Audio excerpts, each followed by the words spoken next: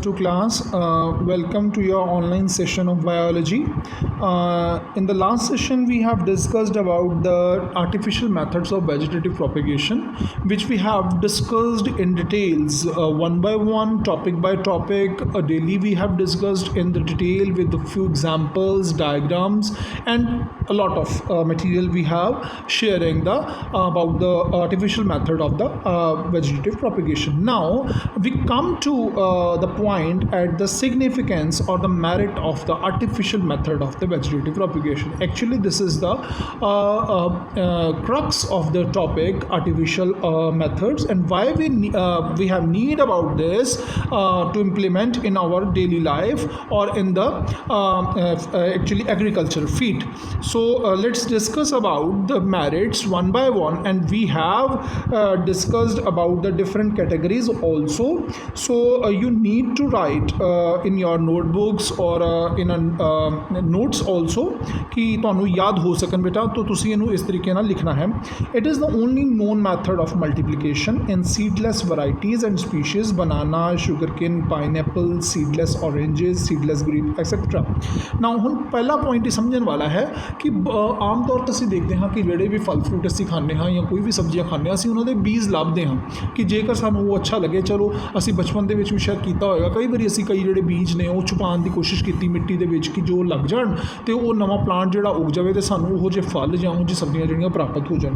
ਹੁਣ ਪ੍ਰੋਬਲਮ ਇੱਥੇ ਆਉਂਦੀ ਹੈ ਕਿ ਉਹੋ ਜਿਹੇ ਫਲ ਜਾਂ ਉਹੋ ਜਿਹੀ ਸਬਜ਼ੀਆਂ ਜਿਨ੍ਹਾਂ ਵਿੱਚ ਬੀਜ ਹੀ ਨਹੀਂ ਪਾਏ ਗਏ, ਪਰ ਉਹਦਾ ਫਰੂਟ ਬਹੁਤ ਅੱਛਾ ਲੱਗ ਰਿਹਾ, ਪਰ ਅਸੀਂ ਉਹਨੂੰ ਉਗਾਉਣਾ ਚਾਹੁੰਦੇ ਹਾਂ, ਤਾਂ ਉਹਦੇ ਲਈ ਕੀ ਮੈਥਡ ਹੋ ਸਕਦਾ ਹੈ? ਕਿਉਂਕਿ ਉਹਦੇ ਲਈ ਤਾਂ ਕੋਈ ਬੀਜ ਹੀ ਸਾਨੂੰ ਅਵੇਲੇਬਲ ਨਹੀਂ ਹੈ, ਕੋਈ ਬੀਜ ਦੇਖ ਹੀ ਨਹੀਂ ਰਿਹਾ. ਸੋ ਉਹ ਕਿਸ ਤਰ੍ਹਾਂ ਉਗਣਗੇ? ਸਾਡੀ ਜਿਹੜੀ ਮਨਸ਼ਾ ਉਹ ਕਿਵੇਂ ਪੂਰੀ ਹੋਏਗੀ? ਜੇ ਇੱਕ ਵਾਰੀ ਖਾ ਲਿਆ ਤਾਂ ਕੀ ਪਤਾ ਦੂਸਰੀ ਵਾਰੀ ਸਾਨੂੰ ਮਿਲੇ ਜਾਂ ਨਾ ਮਿਲੇ. ਜਾਂ ਅਸੀਂ ਇਹ ਸੋਚ ਸਕਦੇ ਹਾਂ ਕਿ ਜਿਹੜੇ ਫਾਰਮਰਸ ਨੇ ਜਾਂ ਜਿਹੜੇ ਇਹਨਾਂ ਨੂੰ ਉਗਾਉਣ ਵਾਲੇ ਮਤਲਬ ਅਸੀਂ ਕਹਿ ਸਕਦੇ ਹਾਂ ਕਿ ਪਲਾਂਟਸ ਨੂੰ ਇਹਨਾਂ ਨੂੰ ਜਿਹੜੇ ਗਰੋ ਕਰਦੇ ਨੇ, ਨਰਸਰੀ ਵਾਲੇ ਨੇ, ਜਿਹੜੇ ਹਾਰਟੀਕਲਚਰਿਸਟ ਜਿਹੜੇ ਨੇ, ਉਹ ਇਹਨਾਂ ਨੂੰ ਕਿਸ ਤਰ੍ਹਾਂ ਗਰੋ ਕਰਦੇ ਨੇ. ਸੋ ਇਹਨਾਂ ਨੂੰ ਜਿਹੜਾ ਗਰੋ ਕਰਨ ਦਾ ਢੰਗ ਹੈ ਉਹ ਕਿੱਥੇ ਆਉਂਦਾ ਹੈ? ਆਰਟੀਫਿਸ਼ੀਅਲ ਵੈਜੀਟੇਟਿਵ ਪ੍ਰੋਪੇਗੇਸ਼ਨ ਦੇ ਵਿੱਚ. ਉਹਦੇ ਵਿੱਚ ਉਹਨੇ ਹੈਲਪ ਕੀਤੀ ਹੈ ਮਲਟੀਪਲੀਕੇਸ਼ਨ ਕਰਨ ਦੇ ਵਿੱਚ ਸੀਡਲੈਸ ਵਰਾਇਟੀਜ਼ ਨੂੰ. Now the second example merit is vegetative propagation is a quick method of multiplication. ਇੱਕ ਸਭ ਤੋਂ ਵੱਡਾ ਐਗਜ਼ਾਮਪਲ ਔਰ ਸੌਰੀ ਇਹਦਾ ਜਿਹੜਾ ਮੈਥਡ ਮੈਰਿਟ ਹੈ ਜਾਂ ਇਹਦਾ ਸਿਗਨੀਫਿਕੈਂਸ ਹੈ ਬੜਾ ਹੀ ਇੰਪੋਰਟੈਂਟ ਕਿ ਇਹ ਬੜਾ ਕੁਇਕ ਮੈਥਡ ਹੈ, ਬੜੀ ਹੀ ਜਲਦੀ ਗਰੋ ਕਰ ਜਾਂਦਾ ਹੈ.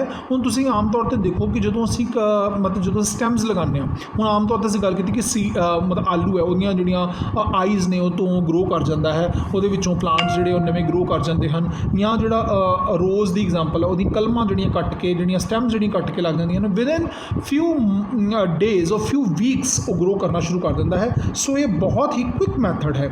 Now the next is plants with poor seed set, ਜਿਨ੍ਹਾਂ ਦਾ ਸੀਡ ਜਿਹੜਾ ਉਹ ਇੰਨਾ ਅੱਛਾ ਨਹੀਂ, ਮਤਲਬ ਉਹਦੇ ਤੋਂ ਗਰੋ ਕੀਤਾ ਜਾ ਸਕੇ. ਜਿਵੇਂ ਲੌਨ ਦੂਬ ਗ੍ਰਾਸ ਹੁੰਦੀ ਹੈ, ਉਹਨਾਂ ਦੇ ਸੀਡਸ ਹੁੰਦੇ ਤੇ ਨੇ, ਪਰ ਉਹ ਇੰਨੇ ਅੱਛੇ ਨਹੀਂ ਕਿ ਉਹਨਾਂ ਨੂੰ ਗਰੋ ਕੀਤਾ ਜਾ ਸਕੇ. ਪੂਅਰ ਸੀਡ ਵੈਰਾਈਟੀਜ਼ ਨੇ, ਪ੍ਰੋਲੋਂਗਡ ਸੀਡ ਡੋਰਮੈਂਸੀ ਉਹਨਾਂ ਦੀ ਇੰਨੀ ਲੰਬੀ ਹੋ ਜਾਂਦੀ ਹੈ ਕਿ ਉਹਨਾਂ ਨੂੰ ਗਰੋ ਕਰਾਉਣਾ ਹੀ ਬਹੁਤ ਔਖਾ ਹੋ ਜਾਂਦਾ ਹੈ. ਮੋਸਟ ਪ੍ਰੋਪੇਗੇਟਿਡ ਵੈਜੀਟੇਟਿਵ ਡੋਰਮੈਂਸੀ ਕੀ ਹੁੰਦੀ ਹੈ?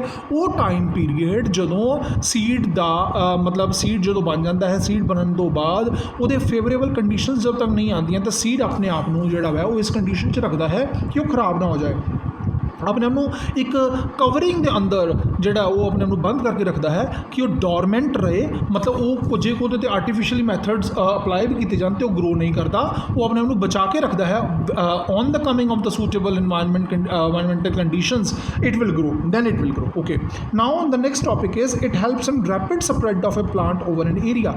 ਹੁਣ ਵੈਜੀਟੇਟਿਵਲੀ ਅਸੀਂ ਇੱਕ ਪਲਾਂਟ ਨੂੰ ਬਹੁਤ ਸਾਰੇ ਤਰੀਕੇ ਨਾਲ ਜਿਹੜਾ ਵਾ ਉਗਾ ਸਕਦੇ ਹਾਂ, ਉਹ ਪੂਰਾ ਦਾ ਪੂਰਾ ਏਰੀਆ ਵੀ ਜਿਹੜਾ ਕਵਰ ਕਰ ਸਕਦੇ. ਅਸੀਂ ਬਹੁਤ ਐਗਜ਼ਾਮਪਲਸ ਪੜ੍ਹੀਆਂ ਦੀਆਂ, ਜਿਹੜੀ ਕਰੀਪਰਸ ਦੀਆਂ. ਤੁਸੀਂ ਦੇਖੋਗੇ ਦੂਬ ਗ੍ਰਾਸ ਜਿਹੜੀ ਆ ਉਹ ਜਾਂ ਗ੍ਰਾਸ ਜਿਹੜੀ ਆ ਉਹ ਲੌਨ ਦੇ ਵਿੱਚ ਜਗ੍ਹਾ ਜਗ੍ਹਾ 'ਤੇ ਥੋੜ੍ਹੀ ਦੂਰੀ 'ਤੇ ਲਗਾ ਦਿੱਤੀ ਜਾਂਦੀ ਹੈ, ਪਰ ਬੜੀ ਜਲਦੀ ਹੀ ਇਹ ਗ੍ਰਾਸ ਜਿਹੜੀ ਉਹ ਸਾਰਾ ਦਾ ਸਾਰਾ ਏਰੀਆ ਕਵਰ ਕਰ ਲੈਂਦੀ ਹੈ. ਕਾਰਨ ਉਹਦਾ ਇਹੀ ਹੈ ਕਿ ਇਹ ਬਹੁਤ ਜਲਦੀ ਗਰੋ ਕਰਨ ਵਾਲੇ ਮੈਥਡ ਨੇ, ਯਾਨੀ ਕਿ ਵੈਜੀਟੇਟਿਵ ਪ੍ਰੋਪੇਗੇਸ਼ਨ ਜਿਹੜੇ ਮੈਥਡ ਨੇ. ਠੀਕ ਹੈ. Now the next is the survival rate of daughter is almost 100% in vegetative propagation ਜਾਂ reproduction, while it is hardly 1% through the formation of seeds ਤੋਂ ਪਲਾਂਟ ਗਰੋ ਕਰਦਾ ਹੈ ਜਾਂ ਨਹੀਂ ਕਰਦਾ, ਉਹ ਸੀਡ ਨੂੰ ਕੋਈ ਖਾ ਜਾਏਗਾ ਜਾਂ ਖਰਾਬ ਕਰ ਦੇਗਾ, ਜਾਂ ਐਨਵਾਇਰਨਮੈਂਟਲ ਕੰਡੀਸ਼ਨ ਉਹਦੇ 'ਤੇ ਹਾਰਸ਼ ਹੋ ਗਈਆਂ, ਜਾਂ ਕਿਸੇ ਹੋਰ ਤਰੀਕੇ ਨਾਲ ਮਕੈਨੀਕਲੀ ਉਹ ਸੀਡ ਟੁੱਟ ਗਿਆ ਜਾਂ ਖਰਾਬ ਹੋ ਗਿਆ. ਬਟ ਇਹਦੇ ਵਿੱਚ 100% ਚਾਂਸਿਸ ਨੇ ਵੈਜੀਟੇਟਿਵਲੀ ਪਲਾਂਟ ਜਿਹੜਾ ਗਰੋ ਕਰੇਗਾ ਹੀ ਕਰੇਗਾ. ये भी बड़ा अच्छा मेरिट हो गया. So now it can help introduce plants in new areas where seed germination fails to produce mature plants due to the change in soil and environmental conditions. Very important. Plant ਨੂੰ ਨਵੇਂ ਏਰੀਏ ਦੇ ਵਿੱਚ introduce ਕਰਵਾਇਆ ਜਾ ਸਕਦਾ where seed germination seed ਨੂੰ germinate ਕਰਾਉਣਾ ਜਿਹੜਾ ਔਖਾ ਹੈ, ਜਦਕਿ ਮੇਨ ਪਲਾਂਟ ਨੂੰ ਹੀ ਕਿਸੇ ਤਰੀਕੇ ਨਾਲ ਜਿਹੜੇ ਵੈਜੀਟੇਟਿਵ ਰਿਪਰੋਡਕਸ਼ਨ ਦੇ ਤਰੀਕੇ ਹਨ ਉਹਦੇ ਨਾਲ ਤੁਸੀਂ ਉਹਨੂੰ ਸੋਇਲ ਔਰ ਐਨਵਾਇਰमेंटल ਚੇਂਜਸ ਦੇ ਨਾਲ ਵੀ ਗਰੋ ਕਰਵਾ ਸਕਦੇ ਹੋ.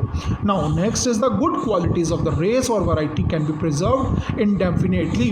ਕਹਿਣ ਦਾ ਮਤਲਬ ਕਿ ਅਗਰ ਤੁਹਾਨੂੰ ਕੋਈ ਵੈਰਾਈਟੀ ਜਾਂ ਕੋਈ ਉਹਦੀ ਜਿਹੜੀ ਪ੍ਰਜਾਤੀ ਅੱਛੀ ਲੱਗੀ ਹੈ ਤਾਂ ਉਹਨੂੰ ਤੁਸੀਂ ਪ੍ਰੀਜ਼ਰਵ ਵੀ ਕਰਕੇ ਰੱਖ ਸਕਦੇ ਹੋ. Now the next the fruit and the other organs required for human consumption are of uniform quality. ਕਹਿਣ ਦਾ ਮਤਲਬ ਅਸੀਂ ਬਾਰ-ਬਾਰ ਗੱਲ ਕਰ ਚੁੱਕੇ ਹਾਂ ਕਿ ਜਿੰਨੀਆਂ ਵੀ ਕੁਆਲਿਟੀਜ਼ ਇਹਦੀਆਂ ਡਿਵੈਲਪ ਕੀਤੀਆਂ ਜਾ ਰਹੀਆਂ, ਜਿਹੜੀ ਵੀ ਯੀਲਡ ਨਿਕਲੇਗੀ, ਜਿਹੜੇ ਵੀ ਆਫਸਪ੍ਰਿੰਗ ਨਿਕਲਣਗੇ, ਉਹ ਬਿਲਕੁਲ ਇੱਕ ਫੋਟੋਸਟੇਟ ਹੋਏਗੀ ਤਾਂ ਉਹਦੀ ਕਾਪੀ ਹੋਏਗੀ ਆਪਣੇ ਪੈਰੈਂਟ ਦੀ. ਸੋ ਜੇਕਰ ਤੁਹਾਨੂੰ ਉਹ ਅੱਛਾ ਲੱਗਾ ਹੈ ਤਾਂ ਤੁਸੀਂ ਉਹਦੀਆਂ ਯੂਨੀਫਾਰਮ ਕੁਆਲਿਟੀਜ਼ ਜਿਹੜੀਆਂ ਨੇ ਬਣਾ ਕੇ ਰੱਖ ਸਕਦੇ ਹੋ. ਲਗਾਤਾਰ ਉਸੇ ਨਾਲ ਹੀ ਗੁਜ਼ਾਰਾ ਕੀਤਾ ਜਾ ਸਕਦਾ, ਉਹੀ ਕੁਆਲਿਟੀਜ਼ ਜਿਹੜੀਆਂ ਨੇ ਅੱਗੇ ਕੀਤੀਆਂ ਜਾ ਸਕਦੀਆਂ ਨੇ. It helps in the perpetuating high quality varieties having weak root system. ਜਿਹਨਾਂ ਦਾ ਰੂਟ ਸਿਸਟਮ ਅੱਛਾ ਨਹੀਂ, ਉਹਨਾਂ ਨੂੰ ਵੀ ਤੁਸੀਂ ਇਸ ਤਰ੍ਹਾਂ ਗਰੋ ਕਰ ਸਕਦੇ ਹੋ. Through grafting desirable qualities of 2 varieties can be combined. 2 ਤਰ੍ਹਾਂ ਦੀ ਵੈਰਾਈਟੀਜ਼ ਨੂੰ ਕੰਬਾਈਨ ਕਰਕੇ ਇੱਕ ਅੱਛੀ ਨਸਲ ਜਿਹੜੀ ਉਹ ਤਿਆਰ ਕੀਤੀ ਜਾ ਸਕਦੀ ਹੈ.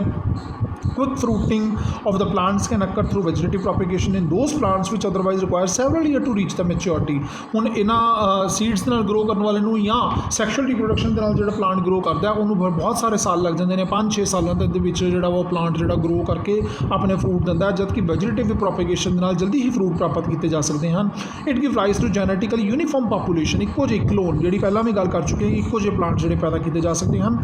Now the common infections can be easily removed from pruning, micrografting and the micro propagation. ਜਿਹੜੀਆਂ ਇਨਫੈਕਸ਼ਨਸ ਨੇ ਛੋਟੀਆਂ-ਮੋਟੀਆਂ ਜਿਹੜੀਆਂ ਆਮ ਤੌਰ 'ਤੇ ਹਰ ਪਲਾਂਟ ਨੂੰ ਹੁੰਦੀਆਂ ਨੇ, ਸੋ ਉਹ ਪਲਾਂਟਸ ਤੋਂ ਵੀ ਉਹ ਗੁੱਡ ਵੈਰਾਈਟੀਜ਼ ਜਿਹੜੀਆਂ ਪ੍ਰਾਪਤ ਕੀਤੀਆਂ ਜਾ ਸਕਦੀਆਂ. ਪ੍ਰੂਨਿੰਗ ਹੁੰਦੀ, ਛੋਟੀ-ਛੋਟੀ ਕਟਿੰਗ ਕਰ ਦੇਣਾ, ਮਾਈਕਰੋਗ੍ਰਾਫਟਿੰਗ ਪਲਾਂਟ ਦੀ ਕਰਦੇ ਰਹਿਣਾ, ਉਹਨੂੰ ਨਵੀਂ ਜਗ੍ਹਾ ਲਗਾਈ ਜਾਣਾ ਕਿ ਇਨਫੈਕਸ਼ਨ ਜਿਹੜੀ ਆ ਉਹ ਡਿਵੈਲਪ ਨਾ ਹੋ ਸਕੇ ਉਸ ਏਰੀਏ ਦੇ, ਤੇ ਉਹ ਏਰੀਆ ਹੀ ਖਤਮ ਕਰਕੇ ਅਸੀਂ ਨਵਾਂ ਪਲਾਂਟ ਜਿਹੜਾ ਵਾ ਉਹ ਗਰੋ ਕਰ ਸਕਦੇ ਹਾਂ.